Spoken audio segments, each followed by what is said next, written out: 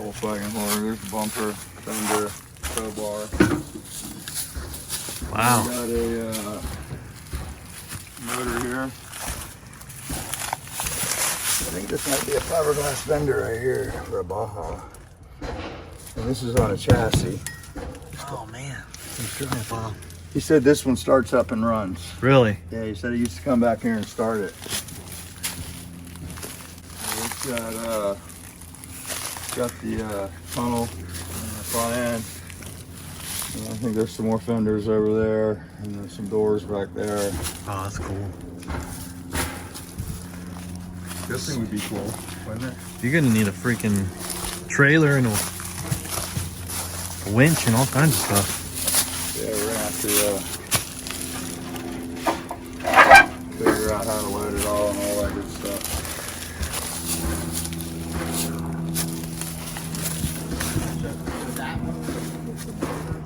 What's going on? We're gonna take a look at the old motor we pulled apart last weekend. Was it last weekend or weekend before last? It's been about a week and a half or so. It was sitting right here. Yeah, we might have lost a day or two. Yeah, it's all right. But we're working on it. It hasn't been more than a couple weeks. No? Ooh, the Nova. Look at the windshield, man. Got brand new glass in that. I came out and put that in for me. That looks good, man. Yeah, it wasn't too bad. $200. He installed it, brought the glass. Put the foam all on. Installed the clips. He's gonna come back next week and do the back glass. Nice. Well, this is what's going on in here. Got this cleaned up a little bit. And we got our little 1600 laid out here. Been accumulating all the parts for it. Got everything washed up. This was a H06577796 is the number on the case. I looked that up on the Samba and it's a 44 horse 1500. Somebody had already put some 1600 jugs on it though, so we're gonna go back with those. And got our piston cylinders here. We got our sheet metal cleaned up for it. We got our new main bearings. We got our rod bearings already in the rods. We're gonna go ahead and make an assembly video. This has just got it all laid out. We went with some new head studs because the old studs were a little rusty. And these are stretch studs. You can see they're sort of compromised. And these are designed to stretch. And being that they're a stretch stud, I like to replace them if they got any rust on them. Oh, so, yeah, those are bad. Yeah. So this engine was really bad. If you guys didn't watch that video. Yeah. Normally, they're not that bad, but this one has been sitting for with water in it. And the inside of the case is clean now, but it does have some residual damage. There's a little corrosion in the bottom, which won't hurt anything. And a little bit of spotting in the case, but all in all, it's not too bad. It's not something you would normally do, but you're kind of just showing that it's possible. I built a lot of these motors when I first started my channel, because this is what most people relate to. If you're rebuilding 1600, this is more than likely what you're working with. A lot of guys don't have the budget to go out and buy a brand new case, all brand new parts, and this stuff will still give good service. I would have liked to upgrade a couple things on this motor, but we're trying to do it as cheap as possible, so we're going to stay with the original oil cooler. I would have upgraded to a Super Beetle cooler.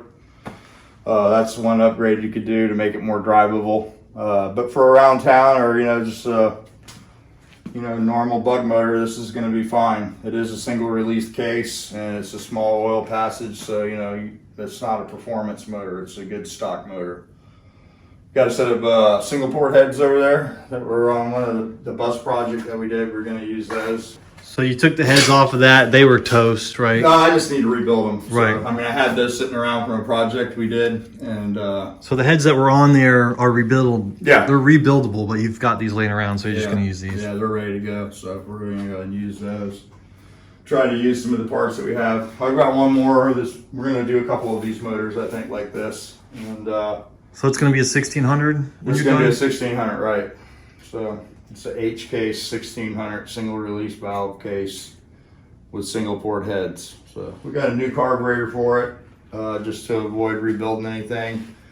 And then we did get some different cylinder tins, I think, because they were rusted out. And then we need to get a new breastplate for the front because it was rusted also. So, but all in all, most of the parts that were inside of the motor were usable again. This was the crank that came out? That's the crank, just cleaned up. So this is the original crank, the Yep. case, the cam, lifters, rocker arms, push rods. Oil pump is a different pump. I had a no-name pump in it, so I had a Shattuck laying around, so I blueprinted that, and we're gonna go with that.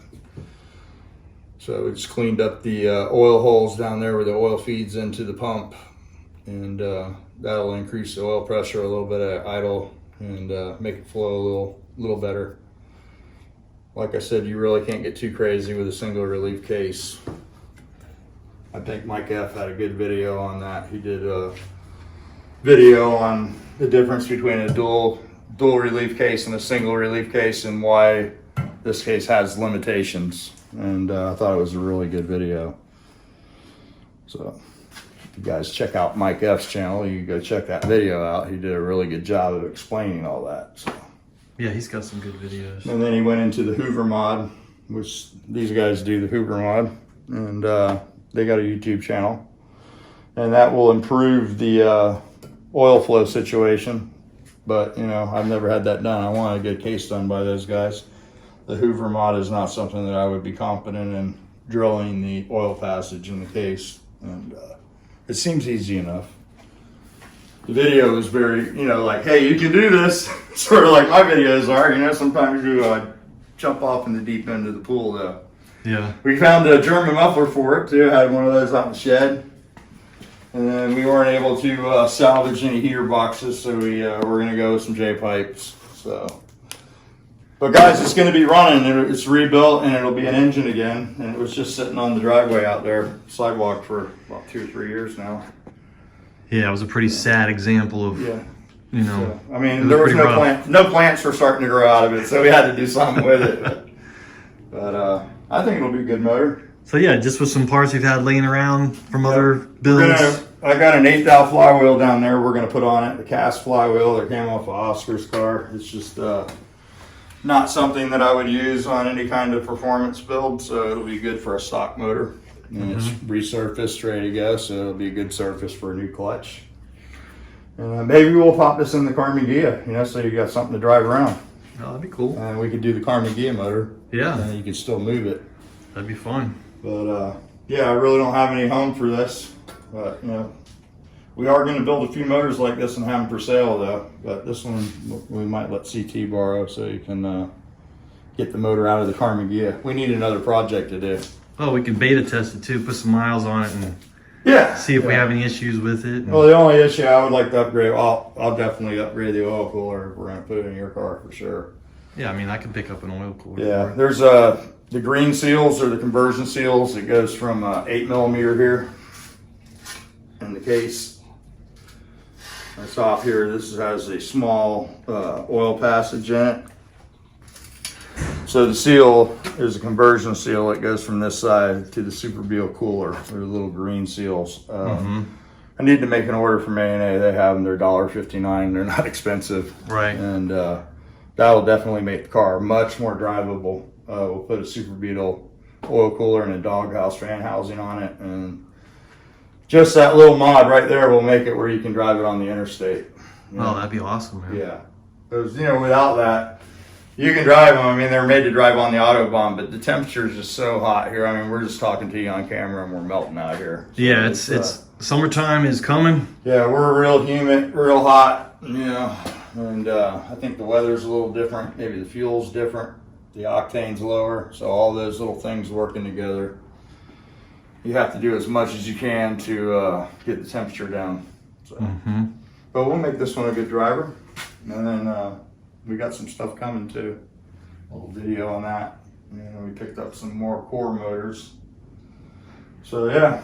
Yeah, we'll slip in a little clip of that. We went over there today and took a look at it. So Yeah, went ahead and bought some engines and some transmissions and some front ends and a 4-seater sand car.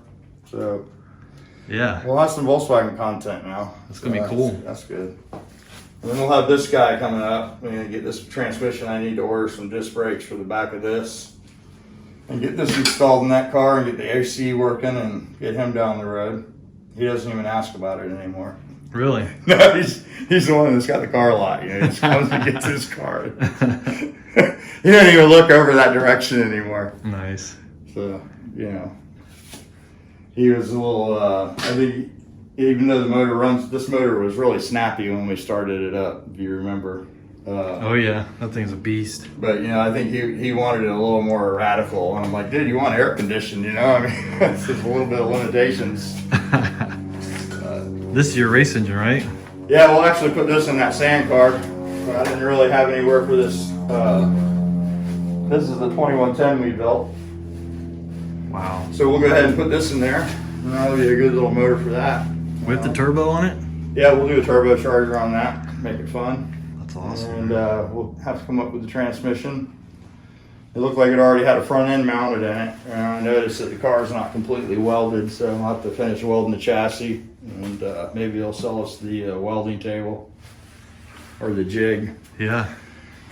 Yeah. Guy had some really cool stuff where we went. A lot of English wheels and plenishing hammers and all kinds of dies and cool stuff. And I think he's more of a Volvo guy from the looks of his garage, but went over and bought all his Volkswagen stuff out because it was under the advice of my wife. You don't need that stuff. I'm like, I sort of do. You can never have enough stuff. Sort of need some Volkswagen stuff. Yeah. Running out of Volkswagen stuff, people like that. So, and I think the sand car will be cool. I know there's a couple other guys building them right now. So that's gonna be an awesome build, and we'll try to put out a video maybe every week or every other week on it. yeah, we can take that out to the tree farm, man. Hit the motorcycle track with it. Oh yeah. You ever put some good shocks on it?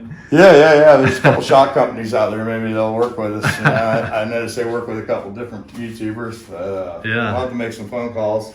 We're gonna try to do a parts to starts video. We'll obviously have to have some edit in it, but we'll try to make it as. We'll definitely get all the build stuff in. I know a lot of guys like to watch it step by step, and that's why I've been trying to lay it out. Yeah.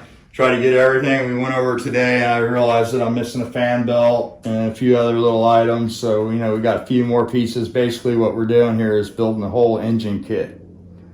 So when we come in here and turn the camera on, we're going to try to build this motor and put our starting ring on it and fire it up for you guys. And all the work, I think most of the work is in cleaning the parts, getting everything put together and laid out. You know, that's probably 90% of the work. Building the actual motor is probably only 10% of the labor, you know, assembling the motor. Yeah. So I've been working on it a little each night. We got the piston cylinders put together the other night. They're all cleaned up, and I think all we're lacking is a couple pieces of sheet metal and a belt. CT donated a pulley here. Here's the list of all the parts that we bought at Triangle. If you guys need any parts and you're in the Central Florida area, go check Triangle Auto Parts out. Talk to JC or Junior down there, or Steve, or if you speak Spanish, Pablo can help you out.